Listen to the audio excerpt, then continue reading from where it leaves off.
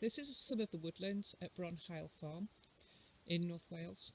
It's a 26 hectare farm where about 20 hectares is now under mixed broadleaf plantation. This woodland was planted on ex-grazing land, so it's displaced sheep and cattle grazing, and it was planted in 1996. The stems you see are the result of 3 rounds of thinning and various rounds of high pruning, formative and high pruning. Our aim is sustainable production of native broadleaf timbers in a single stem selection system, so there'll be no clear fell. The aim is for these trees to grow on. We'll identify early on the best stems, give them lots of room to grow, make sure they're pruned so that they have a clean stem for growing knot-free timber, and this will be done in a setting where biodiversity can thrive. What's unusual about the woodlands at Bronhail is that we're successfully growing broadleaf timber in a landscape which has got grey squirrels.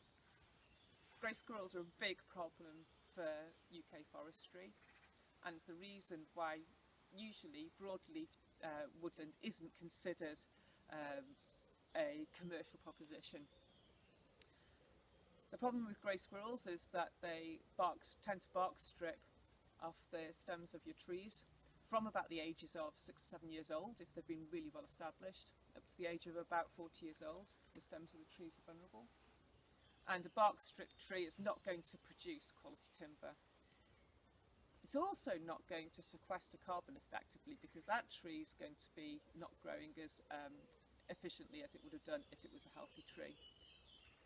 And also a tree that's bark stripped, damaged as a young tree, is never going to become a magnificent veteran tree with all the niches and potential for biodiversity that our veteran trees provide us at the moment in our landscape.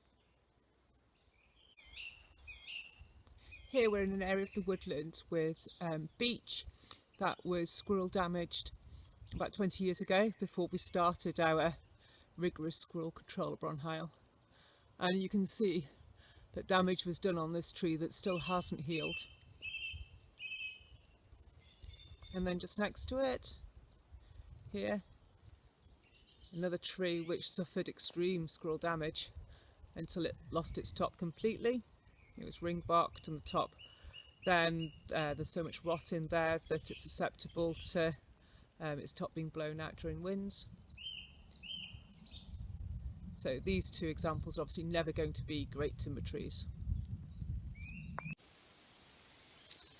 Here's one of the trapping stations for controlling grey squirrels. We have quite an intensive regime for grey squirrel control because the woodland is part of our home, so it's easy for us to access it. We trap 3 times a year, starting from around sometime in April through to early July, and catch anything between 60 and 80 squirrels over this period. What we would like to see in the future in the UK is that growing trees like this is something that we can take for granted as possible. And for this we do need to deal with the issue of grey squirrels on a landscape scale. At the moment our biggest hope for this is the UK Squirrel Accord, which is a partnership of over 30 organisations, including government agencies and research bodies and charities, wildlife charities, who are trying to do various things, including produce an immunocontraceptive that can be used to bring down the grey squirrel population. If this was possible, we would no longer have this issue of broadleaf woodland being not taken seriously as a proposition for doing commercial forestry.